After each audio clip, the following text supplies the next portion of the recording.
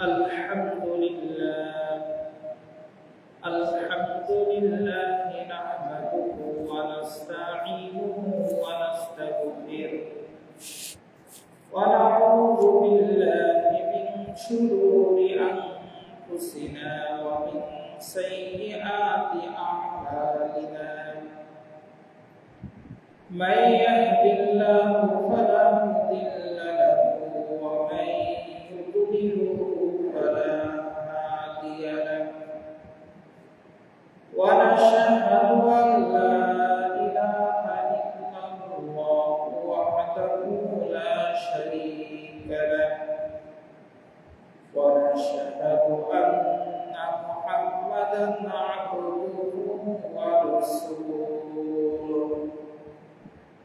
أرسله الله بالحق بشيرا ونذيرا وداعيا إلى الله بإذنه وسراجا منيرا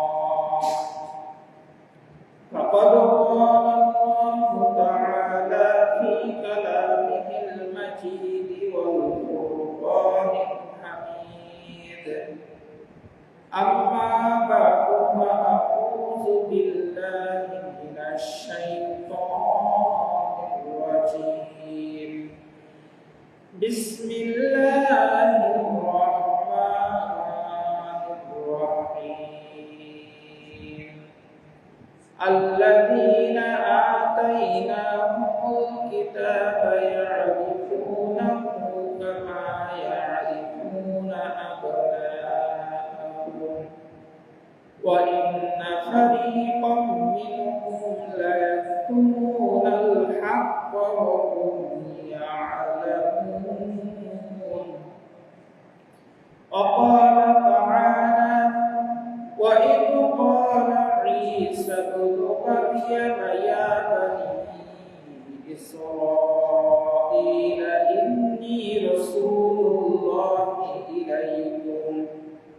إني رسول الله إليكم مصدقا لما بين يدي من التوراة ومبشرا برسول يأتي من بعد اسمه أحمد وقال تعالى إن الله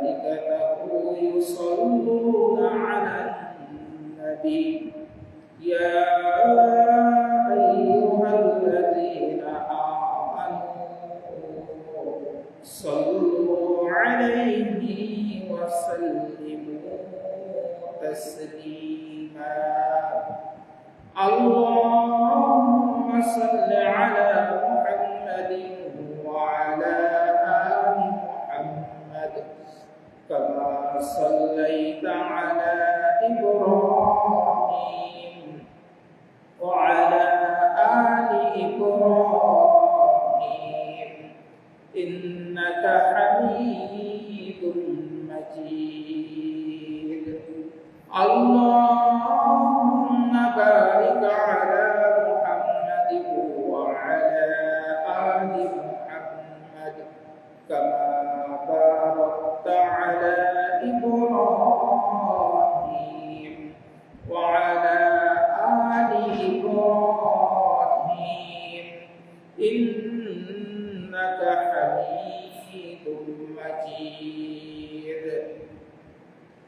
الحمد لله অন্তরের অন্তরস্থল থেকে শুকরিয়া জ্ঞাপন করতেছি সে মহান রব্বুল আলামিনের প্রতি যে মহান সত্তা আপনাকে আমাকে তার পবিত্র ঘর মসজিদে সেই মহান সত্তার কুদরতি কদমে অবনত মস্তকে সিজদা দেওয়ার যে সৌভাগ্য দান করলেন সেই আল্লাহ তাআলার প্রতি আমাদের অন্তরের অন্তরস্থল থেকে কৃতজ্ঞতা প্রকাশ করি সবাই বলি আলহামদুলিল্লাহ সম্মানিত হাজিরিন মাহে রবিউল আউয়াল মাস চলতেছে মহানবী সাল্লাল্লাহু আলাইহি ওয়াসাল্লামের জন্মের মাস যে রাসূল সাল্লাল্লাহু আলাইহি ওয়াসাল্লাম এই ধরনের বুকে যদি জন্ম না নিতেন, তাহলে এই পৃথিবীর কোনো কিছুই মহান আল্লাহ তাআলা সৃষ্টি করতেন না। যে রাসূল এই ধরনের বুকে না আসলে আমরা দ্বীন ইসলামকে ধর্ম হিসাবে পেতাম না। যে হাবিব এই পৃথিবীতে না আসলে আমরা আল্লাহ তাআলার পরিচয় পেতাম না। যে রাসূল না আসলে আমরা এই পৃথিবীতে আসতে পারতাম না। সে আল্লাহ রাসূলের জন্মের মাস হলো মাহে রবিউল আউয়াল। সম্মানিত হাজিরিন, আজকে আমরা আলোচনা করব রাসূলুল্লাহ সাল্লাল্লাহু আলাইহি ওয়াসাল্লাম সত্যই কি নবী ছিলেন, এর কি প্রমাণ মহান আল্লাহ তাআলা রাসূলুল্লাহ সাল্লাল্লাহু আলাইহি ওয়াসাল্লামের নবুয়ত প্রাপ্তির পূর্ব থেকেই দিয়েছেন সে সম্পর্কে। রাসূলুল্লাহ সাল্লাল্লাহু আলাইহি ওয়াসাল্লাম সত্যই যে একজন আল্লাহর রাসূল ছিলেন, এ সম্পর্কে পূর্বের যুগের আসমানি কিতাব সমূহে এর বর্ণনা মহান আল্লাহ তাআলা দিয়েছেন। আগের আসমানি কিতাবগুলোতে নবী সাল্লাল্লাহু আলাইহি ওয়াসাল্লামের আগমন সম্পর্কে সুসংবাদ ছিল। আগের আসমানি কিতাব তাওরাত এবং ইনজিলের মধ্যে আল্লাহ তাআলা এ সম্পর্কে ভবিষ্যৎবাণী করেছিলেন। তাওরাত ইহুদিদের উপরে নাজিল হয়েছিল এবং ইনজিল খ্রিস্টানদের উপরে নাজিল হয়েছিল।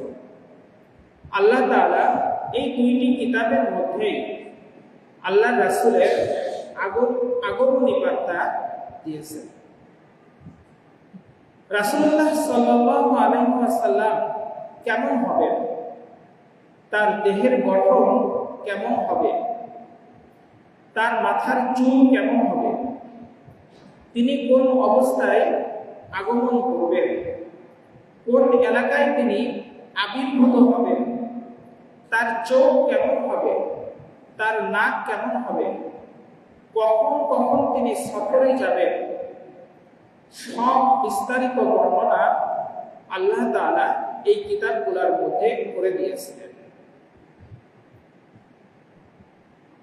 এই কিতাবের যে বর্ণনা বর্তমান সময়ে তাওরাত এবং ইনজিলের মধ্যে আমরা পাই না, কারণ পবিত্র কুরআনুল কারীম আল্লাহ তাআলা পরিপূর্ণ নাজিল করার পরে পূর্বের সকল কিতাবগুলা আল্লাহ তাআলা রহিত করে দিয়েছেন, আর একমাত্র পবিত্র কুরআনুল কারীমকে আল্লাহ তাআলা নিজে সংরক্ষণ করবেন।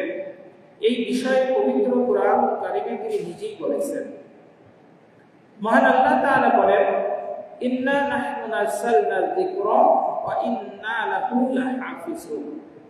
এই পবিত্র কুরআনুল কারীম আমি নিজে নাজিল করেছি, আর এটি সংরক্ষণের দায়িত্ব আমি নিজে নিয়ে নিয়েছি।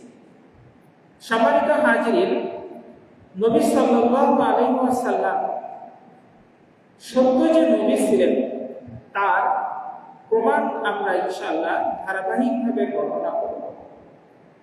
মদিনাতে দুইটি গোত্র বাস করত, বনু কুরাইজা এবং বনু নাজির। এই দুইটি গোত্রই ছিল ইহুদি গোত্র। এই দুই গোত্রের সাথে ওই এলাকার মানুষের সব সময় যুদ্ধ বিগ্রহ লেগেই থাকত। যখন এই ইহুদিরা যুদ্ধে পরাজিত হতো, তখন তারা ওই এলাকার মানুষদেরকে বলতো, শেষ নবী এই এলাকায় হিজরত করে আসবে, আমরা তাকে চিনতে পারব, তোমরা তাকে চিনতে পারবে না। কারণ এই অবস্থা সম্পর্কে আমাদের কিতাব তাওরাতে আল্লাহ তাআলা বর্ণনা করেছেন এবং আমরা তাকে চিনে তার অনুসারী হয়ে যাব এবং তার সঙ্গে মিলে আমরা তোমাদের সাথে যুদ্ধ করব এবং এই যুদ্ধে তোমাদেরকে পরাজিত করব। পবিত্র কোরআনুল কারীমে তাই মহান আল্লাহ তাআলা বলেছেন, ফালাম্মা জাআহুম মা আরাফু কাফারু বিহি। মহান আল্লাহ তাআলা বলেন, তারপর ঠিক মহানবী আসলেন এবং তাদের কিতাব অনুযায়ী আল্লাহ তাআলা মহানবীকে পাঠালেন, তখন তারা অস্বীকার করল। তখন তারা নিজেদের হীন স্বার্থের কারণে আল্লাহ রাসূলকে অস্বীকার করল। তারা ভেবেছিল, মহানবীকে যদি আমরা অনুসরণ করি তাহলে আমাদের নেতৃত্ব, আমাদের কর্তৃত্ব থাকবে না, আমাদের অনুসারীদের থেকে আমরা যেভাবে অর্থকরী পাই তা বন্ধ হয়ে যাবে। এসব ভেবেই তারা মহানবীকে অস্বীকার করেছিল। কিন্তু তারা চিনতে পেরেছিল, তারা বুঝতে পেরেছিল, তারা জানত ইনি হলেন শেষ নবী আহমদ মুহাম্মদ সাল্লাল্লাহু আলাইহি ওয়াসাল্লাম। যেভাবে মহান আল্লাহ তাআলা পবিত্র কুরআনুল কারীমের সূরাতুস সাফফাতে ইরশাদ করেছেন, ওয়া ইয ক্বালা ঈসা ইবনে মারইয়াম ইয়া বানী ইসরাঈল ইন্নী রাসূলুল্লাহি ইলাইকুম মুসাদ্দিকাল লিমা বাইনা ইয়াদাইয়া মিনাত তাওরাত ওয়া মুবাশশিরান বিরাসূলিন ইয়াতি মিন বা'দি ইসমিহি আহমদ। আল্লাহ তাআলা বলেন, যখন ঈসা ইবনে মারইয়াম তাদেরকে বলল, আমি তোমাদের মধ্যে রাসূল হিসেবে প্রেরিত হয়েছি এবং তাওরাত মহান আল্লাহ তাআলার কিতাব, এটাকে সত্যায়ন করার জন্য আমি তোমাদেরকে বলছি এবং আমি তোমাদেরকে সুসংবাদ দিতে এসেছি, আমার পরে একজন রাসূল আসবেন, তার নাম হবে আহমদ। সকলে বলি সুবহানাল্লাহ। সম্মানিত হাজিরিন, পবিত্র কুরআনুল কারীমে সূরা বাকারা 146 নম্বর আয়াতের মধ্যে মহান আল্লাহ তাআলা ইরশাদ করেছেন, আল্লাযীনা আতাইনাহুমুল কিতাব ইয়ারিফুনাহু কামা ইয়ারিফুনা আবনাআহুম। আল্লাহ তাআলা বলেন, এই কিতাবীরা অর্থাৎ ইহুদি নাসারারা নবীকে চেনে যেমন নিজেদের পুত্রকে তারা চেনে, নিজের পুত্রকে তারা চেনে, এই নবীকেও তারা ওইভাবেই চেনে। তারা জেনে শুনে স্বেচ্ছায় সজ্ঞানে সত্যকে অস্বীকার করে এবং সত্যকে তারা গ্রহণ করত। তখনকার ইহুদি নাসারারা যে মহানবী সাল্লাল্লাহু আলাইহি ওয়াসাল্লামকে চিনতেন, তার একটি ঘটনা আমি আপনাদের সামনে বর্ণনা করছি। তখনকার যুগের ইহুদিদের মধ্যে একজন বড় পণ্ডিত ছিলেন আব্দুল্লাহ ইবনে সালাম। তিনি পরবর্তীতে মুসলমান হয়েছিলেন। হযরত উমর রাদিয়াল্লাহু তাআলা আনহু তাকে জিজ্ঞাসা করেছিলেন, আপনারা নবীকে নিজেদের পুত্রের মতোই চিনতে পেরেছিলেন, কথাটা কি সত্য?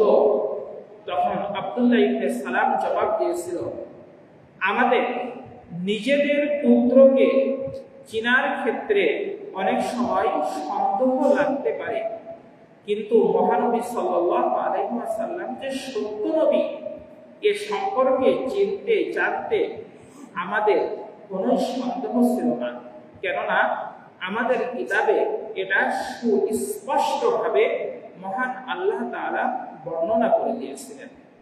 সম্মানিত হাজিরিন, তাই মহানবী সাল্লাল্লাহু আলাইহি ওয়াসাল্লাম সত্য নবী ছিলেন, এ সম্পর্কে আল্লাহ পাক রব্বুল আলামিন আল্লাহ রাসূলের নবুয়ত প্রাপ্তির পূর্ব থেকেই বিভিন্ন ঘটনার মাধ্যমে তা প্রকাশ করেছেন। নবী সাল্লাল্লাহু আলাইহি ওয়াসাল্লামের বয়স যখন 12 বছর, তখন তার চাচা আবু তালিবের সঙ্গে তিনি ব্যবসার উদ্দেশ্যে শাম দেশে যাচ্ছিলেন। শাম দেশটি বর্তমানে সিরিয়ার কিছু অংশ জর্ডান, লেবানন, ফিলিস্তিন এই সব এলাকা নিয়ে তখন একটি দেশ ছিল, যে দেশটির নাম ছিল শাম দেশ। আর আরবরা তখন সিরিয়াতে ব্যবসার উদ্দেশ্যে যেত। মহানবী সাল্লাল্লাহু আলাইহি ওয়াসাল্লামের বয়স তখন 12 বছর। তখন তিনি তার চাচার সাথে যখন সিরিয়ার উদ্দেশ্যে রওনা হলেন, অর্থাৎ শাম দেশের উদ্দেশ্যে রওনা হলেন, শাম দেশের তারা পৌঁছানোর পরে তারা বিশ্রামের জন্য একটি এলাকা বেছে নিলেন, যে এলাকা নাম ছিল বুসরা। এই বুসরাতে তারা পৌঁছানোর পরে তারা একটি গাছের নিচে বিশ্রামের জন্য তাদের তাঁবু ফেললেন।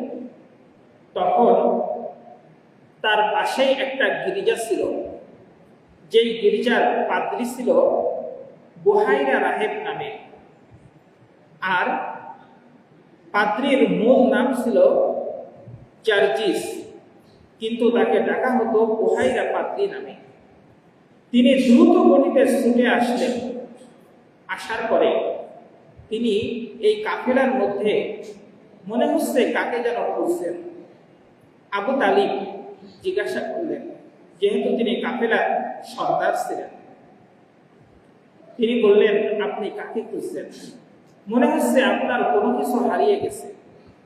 তখন পাদ্রী জার্জিস বলল, আমি আমার গির্জা থেকে লক্ষ্য করলাম এই কাফেলা যখন এই এলাকায় প্রবেশ করে তখন গাছপালা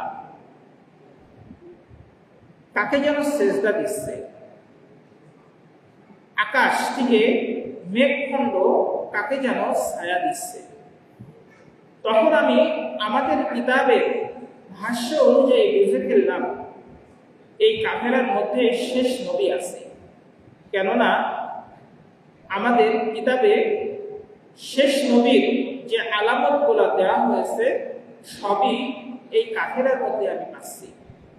বলুন, আপনাদের কাফেলার সকল সদস্যগুলো কই? তখন আবু তালেব সকল সদস্যদের মাঝে পাদ্রীকে নিয়ে গেলেন। পাদ্রী মহানবী সাল্লাল্লাহু আলাইহি ওয়াসাল্লামকে কাছে ডাকলেন। তখন তিনি 12 বছরের বালক। ডাকার পরে আল্লাহ রাসূলের শরীরে যে কাপড় মোবারক ছিল তার পোশাকের একটি অংশ তিনি খুলে ফেললেন। আল্লাহ তাআলা নবীদের প্রতি যে নবুয়ত দিতেন, সেই নবুয়তের একটি সিলমোহর তাদের কাঁধের উপরে দিয়ে দিতেন। অনুরূপভাবে আমাদের নবীর কাঁধেও একটি সিলমোহর আল্লাহ তাআলা কুদরতিভাবে দিয়েছিলেন। আর এদিকে বলা হতো নবুয়তে মহরে নবুয়ত বা নবুয়তের চিহ্ন। আর এটির আয়তন ছিল ছোট্ট একটি কবুতরের ডিমের সমান। পাদ্রী রাসূলুল্লাহ সাল্লাল্লাহু আলাইহি ওয়াসাল্লামের পোশাক মোবারক সরিয়েই দেখলেন যে মহরে নবুয়ত আল্লাহ রাসূলের কাঁধের উপরে আছে। দেখার সাথে সাথেই তিনি বললেন, এই বালককে আপনারা ব্যবসায়িক কাফেলার সাথে রেখেন না, তাকে তার বাড়িতে পাঠিয়ে দিন। যেহেতু এই এলাকাটা খ্রিস্টান অধ্যুষিত এলাকা, আর খ্রিস্টানরা নিয়মিত তাদের কিতাব পাঠ করে, তারা সর্বদাই অপেক্ষায় আছে শেষ নবী পৃথিবীতে চলে এসেছে, আর শেষ নবী এই এলাকাতে সফর করবেন। তারা জানার সাথে সাথেই এই বালককে কিন্তু হত্যা করে ফেলবে। তখন আল্লাহ রাসূলের চাচা আবু তালিব, যিনি আল্লাহ রাসূলকে তার নিজের সন্তানদের থেকেও বেশি ভালোবাসতেন, আল্লাহ রাসূলের পিতা তার ছোট্ট অবস্থাতে ইন্তেকাল করেছিলেন। পিতার অভাবকে কখনো আবু তালিব তাকে বুঝতে দেননি। আবু তালিব সাথে সাথে আল্লাহ রাসূলকে মক্কাতে পাঠিয়ে দিলেন। এর কিছুক্ষণ পরে 6 জন খ্রিস্টানের একটি দল এই কাফেলার নিকটে আসলো। আসার পরে তারা জিজ্ঞাসা করছে, এই কাফেলার মধ্যে একটি বালক আছে, সেই বালকটি কই? তখন তারা উত্তর দিল, কেন? বলছে, ওই বালক হলো শেষ নবী হবে, আমাদের পাদ্রী বলেছে তাকে আমরা হত্যা করব। তখন তিনি বললেন, আবু তালিব তাদেরকে উত্তর দিলেন, সত্যই যদি তিনি সত্য নবী হয়ে থাকেন তাহলে তো আল্লাহ তাআলা তাকে রক্ষা করবেন, তোমরা তো তাকে হত্যা করতে পারবে না। তখন ওই প্রতিনিধি দল বলল যে কথা তো সত্য, আল্লাহর নবী যদি তিনি হয়ে আসেন, আল্লাহর রাসূল যদি তিনি হয়ে আসেন, তাহলে তাকে তো রক্ষা করবে আল্লাহ। তারপরে এই খ্রিস্টানদের দল ওখান থেকে চলে গেল। সম্মানিত হাজিরিন, আমরা গত সপ্তাহে আল্লাহ রাসূলের জন্ম থেকে শুরু করে কিছু আল্লাহ রাসূলের মুজিজা সম্পর্কে আলোচনা করেছিলাম। আজকেও দেখেন, আল্লাহ রাসূল সত্য নবী ছিলেন এটা অমুসলিমরা কিভাবে জানতে পেরেছিল। আল্লাহ তাআলা তাওরাত এবং ইনজিলের মধ্যে আল্লাহ রাসূল আসবেন এই ভবিষ্যৎবাণী করেছিলেন। বর্তমান সময়ে ইনজিল এবং তাওরাতের মধ্যে আপনারা এটি পাবেন না, কেননা বর্তমান সময়ে এই কিতাবগুলোর মধ্যে সংযোজন বিয়োজন হয়েছে তাদের প্রয়োজনে। আপনি বাংলাদেশের তাওরাতের সাথে ভারতের তাওরাতের মিল পাবেন না, ভারতের তাওরাতের সাথে আপনি ইংল্যান্ডের তাওরাতের মিল পাবেন না। 50 বছর আগের তাওরাতের সাথে বর্তমান সময়ের তাওরাত ইনজিলের মিল পাবেন না। তারা কিতাব তাদের প্রয়োজনে সংযোজন বিয়োজন করেছেন, কিন্তু পবিত্র কোরআনুল কারীম সেই প্রথম থেকে এ পর্যন্ত কেউই সংযোজন বিয়োজন করতে পারেনি। হযরত ওসমান রাদিয়াল্লাহু তাআলা আনহুর সময় কোরআনকে যে সংকলন করা হয়েছিল তাকে যে জামিউল কোরআন বলা হতো। ওসমান রাদিয়াল্লাহু তাআলা আনহুর সময়ে হাতে লেখা কোরআনের সাথে বর্তমান সময়ের কোরআনের আপনি কোনো ভুল পাবেন না, এমনকি জের জবর মুক্তারও ভুল পাবেন না। যা বর্তমান সময়ে আপনি তুরস্কের মিউজিয়ামে পাবেন, ইংল্যান্ডের মিউজিয়ামে পাবেন, এমনকি আমরা অনলাইনে ইউটিউবে সার্চ দিলেও সেই কোরআনের ভিডিও আমাদের সামনে আসবে। আল্লাহ তাআলা কোরআনের মুজিজা এইভাবেই দিয়েছেন, তাই আল্লাহ তাআলা বলেছেন, এই কোরআন আমি নাজিল করেছি আর এর সংরক্ষণের দায়িত্ব আমি নিয়েছি। সম্মানিত হাজিরিন, রাসূলুল্লাহ সাল্লাল্লাহু আলাইহি ওয়াসাল্লাম সত্য নবী ছিলেন। এর আরেকটি ঘটনা আমি আপনাদের সামনে বর্ণনা করতে চাই। রাসূলুল্লাহ সাল্লাল্লাহু আলাইহি ওয়াসাল্লাম যখন সর্বপ্রথম নবুয়ত পেলেন, নবুয়ত পাওয়ার পরে আল্লাহ রাসূলের কাছে ওহী আসলো। ওহী এতটা ভারী একটি বস্তু ছিল, যখন নবী সাল্লাল্লাহু আলাইহি ওয়াসাল্লামের উপরে আসতো আল্লাহ রাসূল ক্লান্ত হয়ে যেতেন, তার শরীর মোবারক ঘেমে যেত। তিনি যদি ঘোড়ার উপরে অথবা উটের উপরে সাওয়ার হয়ে থাকতেন, সে বসে পড়ত। এই রকম ভারী একটি জিনিস ছিল। যেহেতু আল্লাহ রাসূলের উপরে সর্বপ্রথম ওহী আসছে, আল্লাহ রাসূল ভীত হয়ে গেলেন। তিনি ভয়ে তার স্ত্রীর কাছে আসলেন, মা খাদিজাতুল কুবরার কাছে এসে বললেন, হে খাদিজা, আমি এমন একটি অবস্থায় আছি, মনে হচ্ছে আমি মারা যাব। তখন হযরত খাদিজাতুল কুবরা বললেন, কি হয়েছে আপনার? তখন আল্লাহ রাসূল সাল্লাল্লাহু আলাইহি ওয়াসাল্লাম তাকে বিস্তারিত ঘটনা বললেন যে আমার পরে এমন ওহী এসেছে, আমি একজন অলৌকিক একটি মানুষকে দেখলাম যিনি আমার সামনে হাজির হয়েছেন, অর্থাৎ হযরত জিবরাইলের কথা তিনি বলছিলেন। সেই মানুষটা দেখতে এরকম ছিল, তিনি আমাকে কিছু আসমানি কিছু কথাবার্তা আমার সামনে শিখিয়ে দিয়েছেন, মনে হচ্ছে আমি যেন মারা যেতে পারি।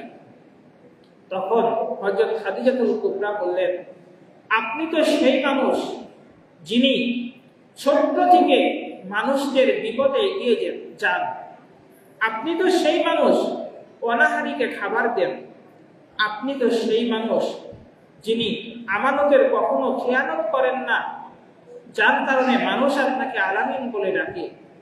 আপনাকে কখনো আল্লাহ তাআলা ধ্বংস করে দিবে না, আল্লাহ তাআলা আপনাকে কখনো বেইজ্জতি করবে না, মেরে ফেলবে না। চলুন আমার চাচাতো ভাই ওয়াকার ইবনে নওফেলের কাছে যাই। কারণ ওয়াকার ইবনে নওফেল তখন ছিল, এই ওয়ারাকা ইবনে নওফেল তখন ছিল ওই এলাকার মধ্যে সবচেয়ে বড় তাওরাত শরীফের পণ্ডিত। তিনি ইনজিল শরীফের পণ্ডিত ছিলেন। তিনি ইনজিল শরীফ সম্পর্কে খুব ভালো ধারণা রাখতেন এবং একজন হযরত ঈসা আলাইহিস সালামের খাঁটি উম্মত হিসাবে তার নিজেকে তিনি সবসময় হযরত ঈসা আলাইহিস সালামের উপরে ঈমান রাখতেন। নবী সাল্লাল্লাহু আলাইহি ওয়াসাল্লাম তখন ওয়ারাকা ইবনে নওফেলের কাছে গেলেন।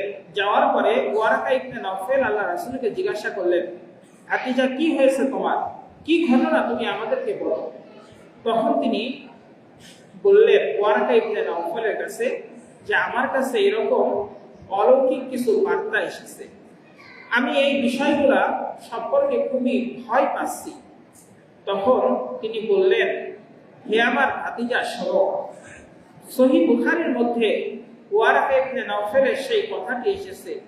তিনি বলছেন, হাজা নামুসুল্লাযী নাযালা আলা মূসা, এ তো আল্লাহর সেই বিশেষ দূত যিনি মুসা আলাইহিস সালামের কাছে ওহী নিয়ে আসতেন, অর্থাৎ তুমি তো নবুয়ত লাভ করেছো। এই ঘটনা লক্ষ্য করুন, তাওরাত ইনজিল সম্পর্কে অভিজ্ঞ ব্যক্তিগণ তারাও আল্লাহ রাসূলকে স্বীকৃতি দিয়েছেন তাদের কিতাব অনুযায়ী। সম্মানিত হাজিরিন, তাই আসুন সেই রাসূলুল্লাহ সাল্লাল্লাহু আলাইহি ওয়াসাল্লামের উম্মত হওয়ার সৌভাগ্য আল্লাহ আপনাকে আমাকে দান করেছেন। আপনি আমি কখনো আল্লাহর কাছে এরকম ভাবে দরখাস্ত করিনি, হে আল্লাহ আপনি আমাকে শেষ নবীর উম্মত হওয়ার সৌভাগ্য দেন।